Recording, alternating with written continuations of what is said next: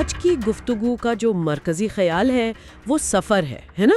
एक तरफ तो जहान का सफ़र है, अमेरिका का। जी बिल्कुल, एक नई शुरुआत का सफ़र, लेकिन साथ ही दो और सफ़र भी चल रहे हैं, एक जो नज़र आ रहा है और एक जो छुपा हुआ है। बिल्कुल, एक तो बारान और दिलान का सफ़र जो बज़ाहिर बहुत ही मासूम सा लगता है, और दूसरा हारून का, उसके शक का सफ़र। और यही बात सबसे दिलचस्प है कि ये तीनों सफ़र आपस में कैसे जुड़ते हैं।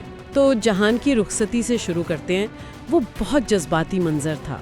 जी, वो सिर्फ एक अलविदाई मंजर नहीं था। जब वो गुल से कहता है कि आपने सबको खूबसूरत बना दिया है, तो वो सिर्फ तारीफ नहीं कर रहा। अच्छा। असल में वो ये तस्लीम कर रहा है कि अब खानदान का जो इखलाकी मरकज है वो गुल बन चुकी है। ये एक बहुत बड़ी तब्दीली है। और फिर गुल को उसे माफ कर देना, ये भी कोई मामूली बात नहीं थी। एक तरह से उसने बिल्कुल, उसने माजी का एक बाब ही बंद कर दिया।